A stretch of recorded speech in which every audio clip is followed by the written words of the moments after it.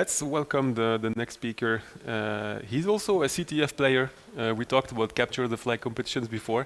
Yeah. I don't know if you know Mario's team. They're called Macaroni. Oh, okay. Apparently, they're very famous in this CTF world. They're very good. One of the best teams in Europe. I like also the pun, Macaroni. I think it's a funny name for a hacking team.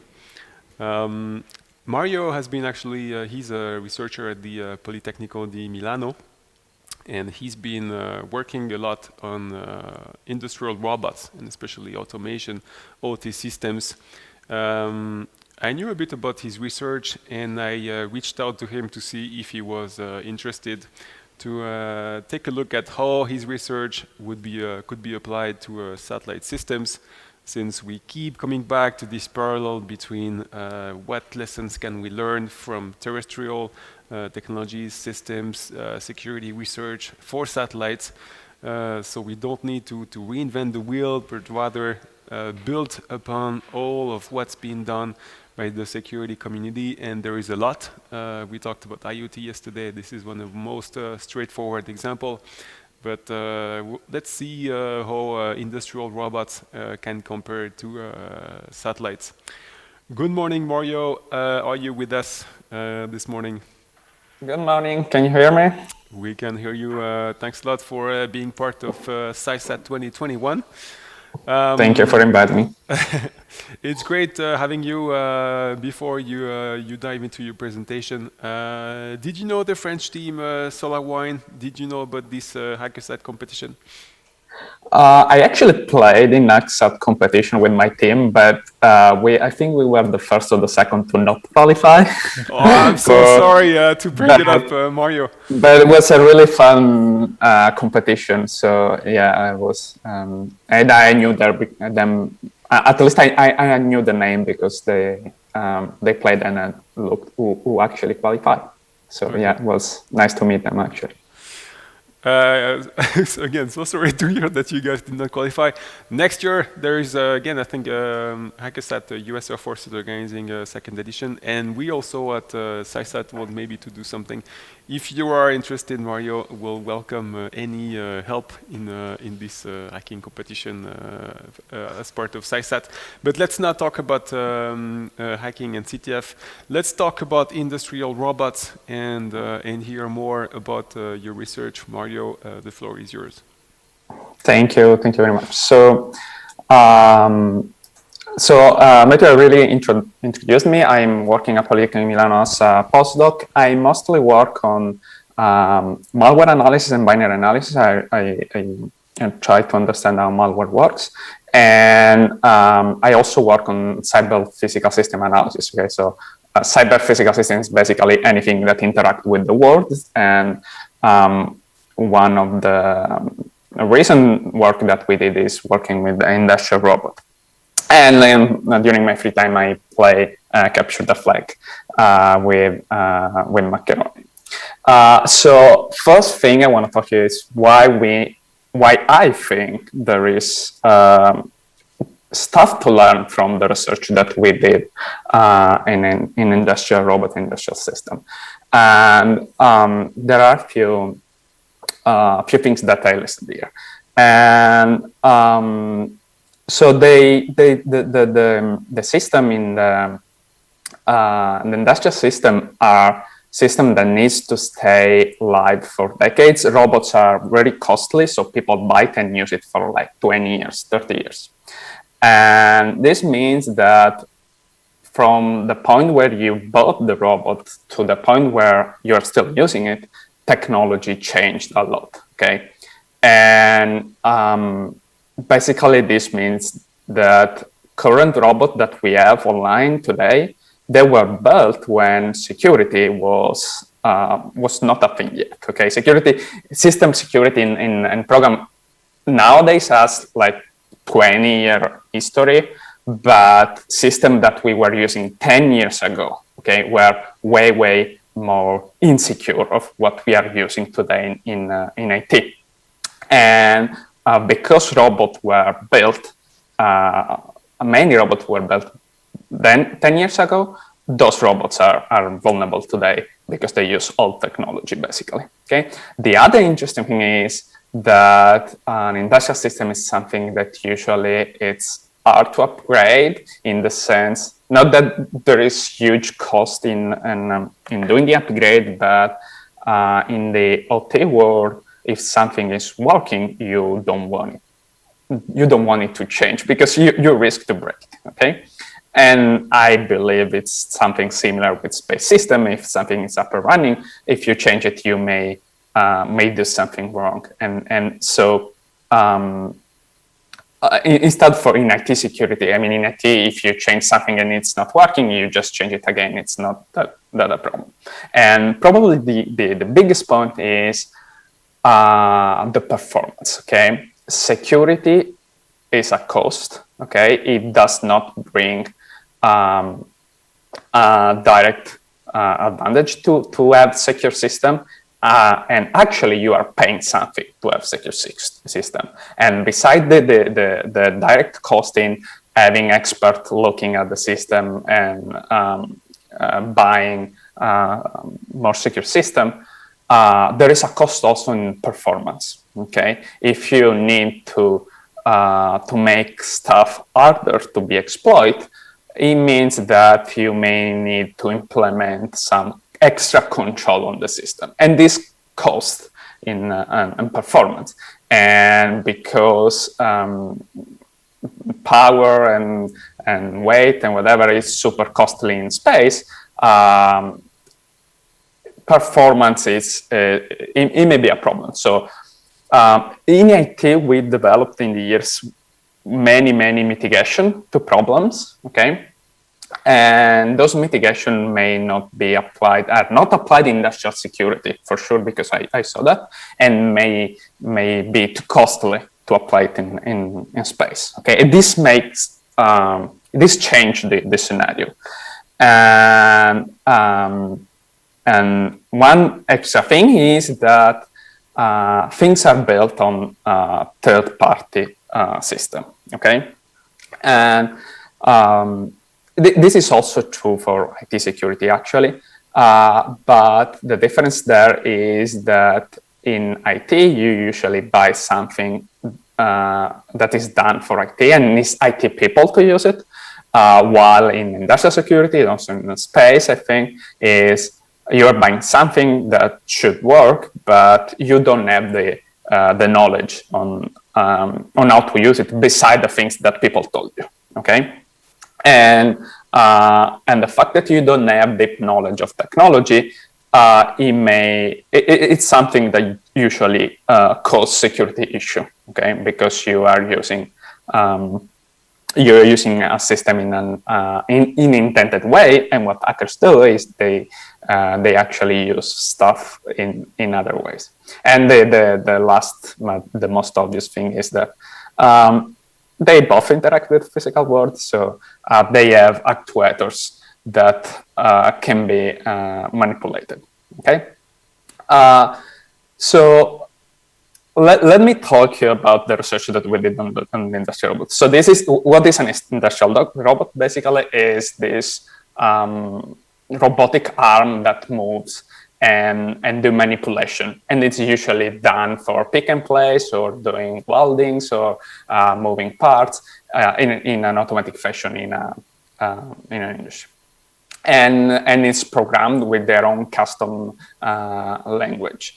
But if you look inside one of this system, they have this big box that basically contains several computers. Okay, there is one that is actually executing the program, and then it's generating the high-level movements, and these high-level movements are sent to another computer that is called access computer, that is translating these high-level movements in how much power I need to give to motors to drive them. Okay, so the things here is that as an hacker, what I see is just a bunch of computers. Okay, and I don't know very much about control system. I mean, I have a little knowledge about that, but I know very well about computers, so I know how to talk with computers. And this makes me able to actually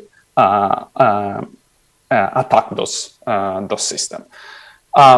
So one thing when you try to evaluate how to attack a system is identify what is called the attack surface. Okay, it would be easy for anyone to actually get into this big box. If you are into the big box, you basically have done and do whatever you want with the robots. So here we just assume we don't have physical access to the robot. So what we can do with it?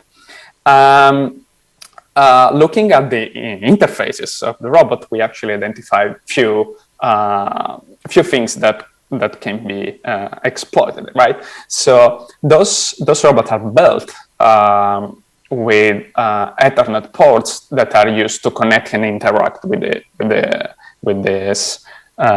robot. Okay.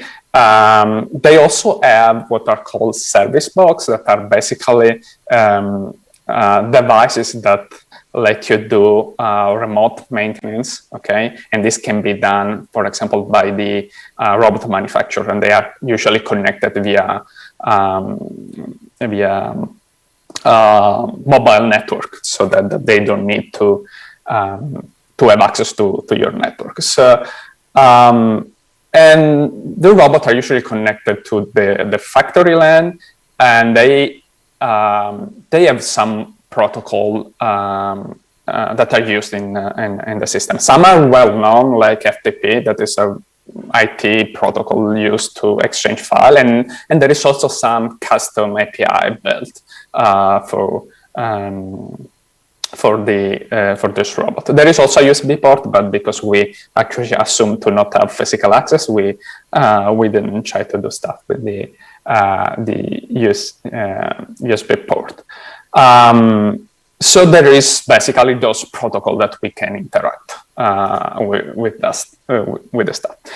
In some of the robot that we looked, there was also this is from the manual, and there is a way to send commands via email. I actually think that's not a good idea to send command via email, because mail are not secure at all. Okay, but this is just to show you that who built this stuff actually thought that they need to be connected. Okay, because someone may say, "Oh, we built the stuff, but this should never be connected to the network." They are built to be connected to the network, and I think actually there is a great value in connecting this system to the network.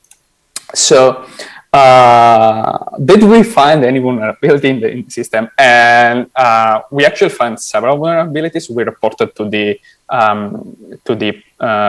producer, and the one that I'm talking about today, they are already been fixed for a while.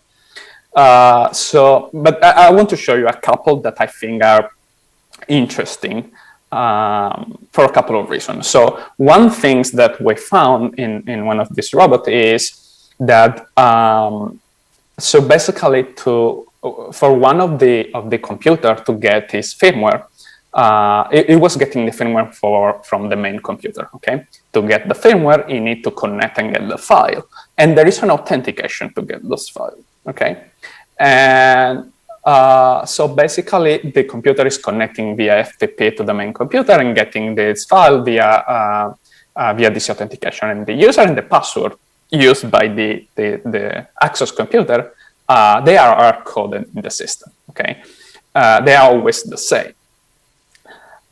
This means that if I connect via ATP, this password is always the same. I can just use it to get the firmware. This is not per se a vulnerability in the sense I can download the firmware. That's not a huge problem. Okay.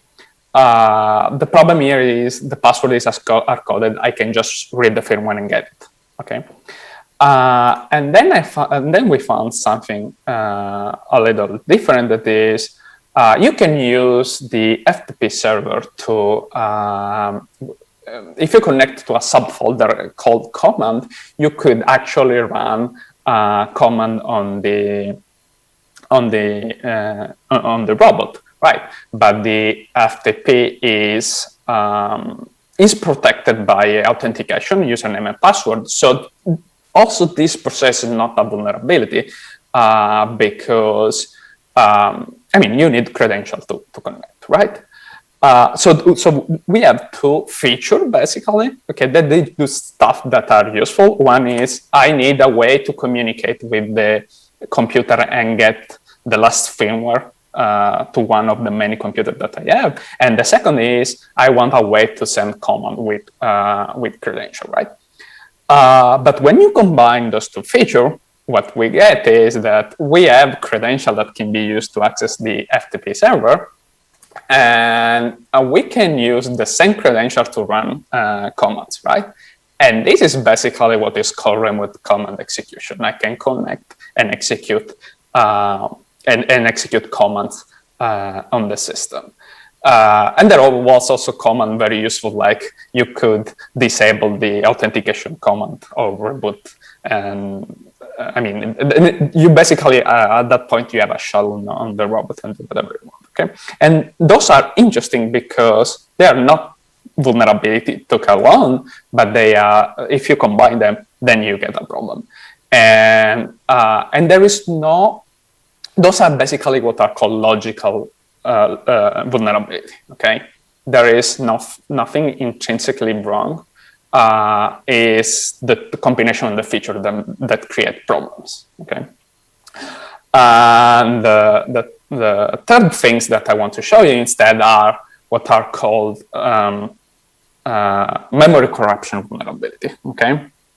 And what is memory corruption? Basically, usually there are some what are called unsanitized function that let you do what is called buffer overflow. You have a string, you are trying to copy from one point to another, but because there is no control on the boundary of the string, you could pass the buffer and keep writing in the memory, okay? And this is it was a very common bug maybe 15 years ago in IT security, but it's something less common today, also because we have many mitigation in IT systems that make those errors harder to exploit.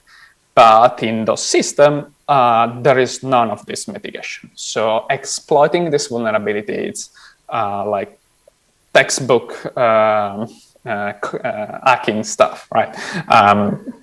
Any of the students, I teach security a little bit, any of the students that actually took one of my class could write an exploit for this vulnerability. And when you are inside, you get code execution and then you are in the robot, right? And so until now, I just talked to you about vulnerabilities, okay? So one thing that is even more interesting is what we can do when we are inside, because there are vulnerability on all the system, and those are there. I mean, I can bet on any system as vulnerability. So the other interesting question was what we can do when we got inside the robot, right? And how sneaky can we be with those robots? And we actually looked at three main, let's call security feature or safety feature that we want in an industrial robot. One is safety for people. Okay, some of this is moving around people, so we don't want people to get hurt when they are close to those robots. Accuracy means that they do really precise work. They can be like, they have millimeters precision on welding or moving part, pick and place, whatever. So how we can affect that? And the last thing is integrity. Robot is costly, so if we can break it, that's a problem for the owner. Okay, and we can break them whole by having access to the robot. I give you a few examples that I found interesting, and I think they can apply on satellites as well. So first of all, what we were able to do is modify the control loop. It basically means that, robots are trying to get in a position, and they have some control system that is basically trying to reach the position and give the right amount of current to actuators so that they can reach it and be precise, right? Those stuff, so basically the parameter of the control loops, they are stored in config file inside the robot. So we can just change those parameters, and the robot is not able to go straight anymore. It's wobbling, or it's winding up and taking more time to reach the point.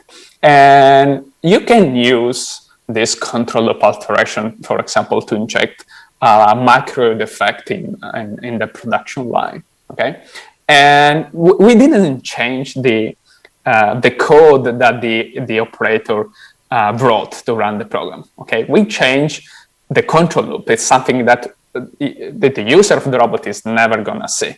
Okay, so even if you may detect that there are micro defects on the test quality level, it's going to be really hard to actually understand what is going wrong, right? And another interesting thing is that we can tamper with the calibration, so let the robot thing is in another position instead of changing the zero of the robot. This means that when it's moving, it thinks it's in a position, so it may try to do some movement that are not physically possible, and break it. And of course, we can change the program itself to do completely different operation.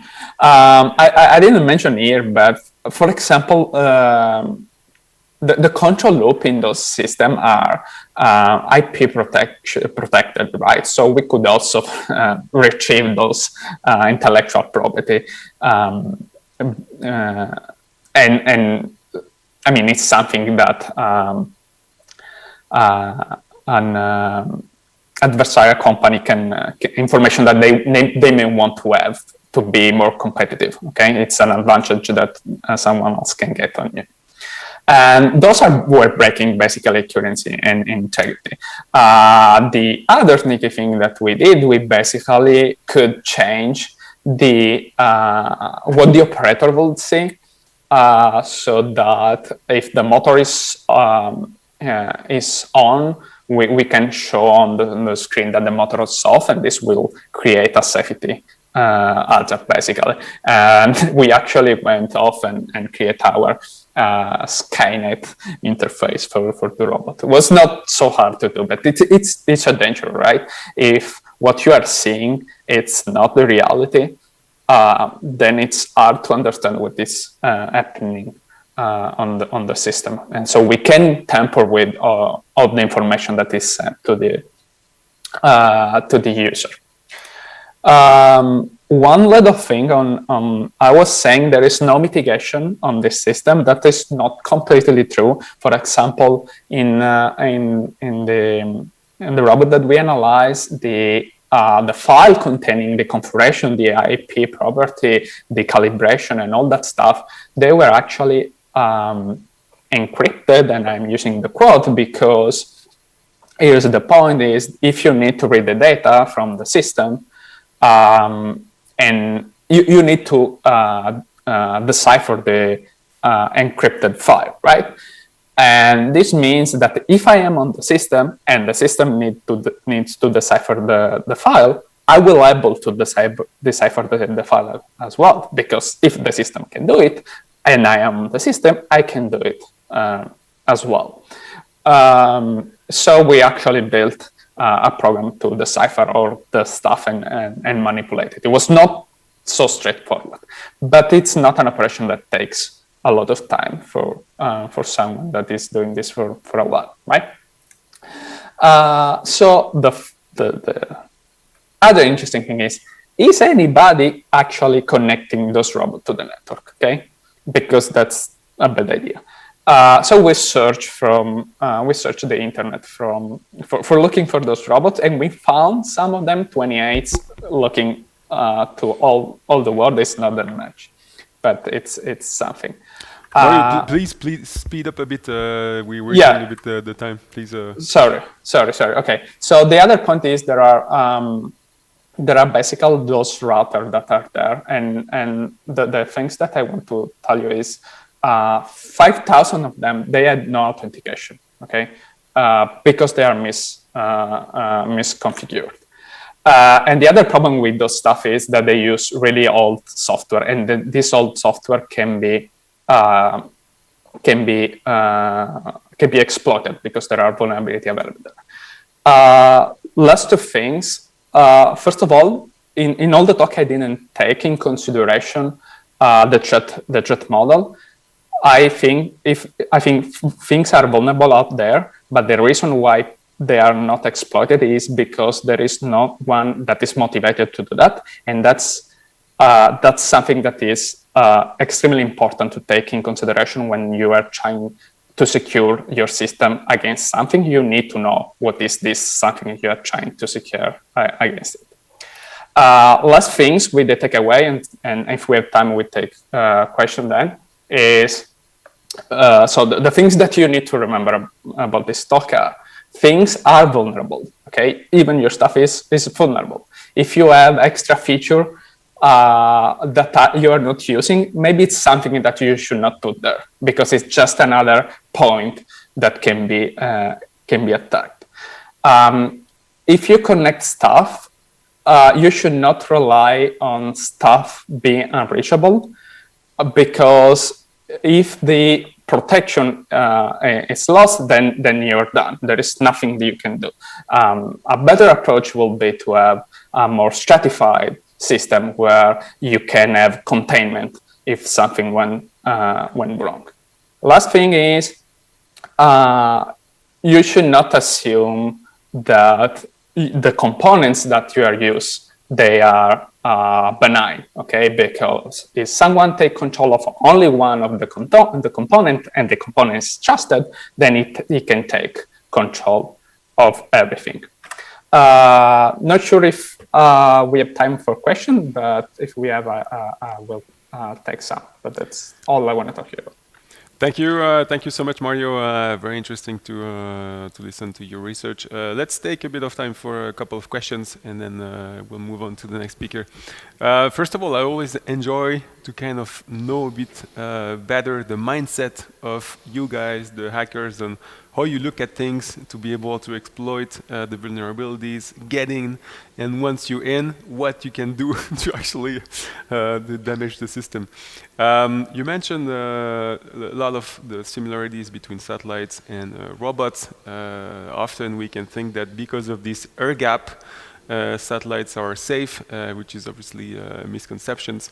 I also know that some of the small sats have an open FTP port in case of emergency. So you never know what are the typical entry points that you will find. I know my colleague Patrick here has a question for you. Yeah, you spoke around FTP, the other interface. What about the Kubernetes, these new tools for orchestrate IT? You have an opinion around that? It's something we need to protect, to do some secure Kubernetes. Maybe we have some vulnerability in these kind of new tools. So Kubernetes is a really great tool to have a configuration that is easily deployable, right? That's about deployment more than about security.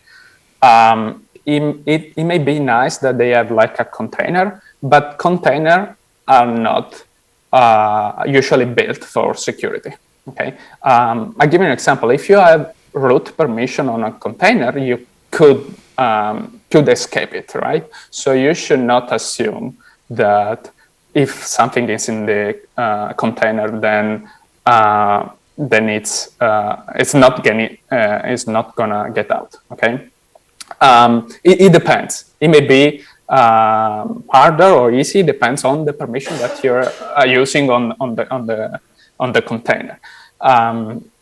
So I think it's better because than just having something deployed in the wild, because there is a layer of difficulty and protection there, but it's not like the solution to everything, right? If you are in the container, there are ways to escape it.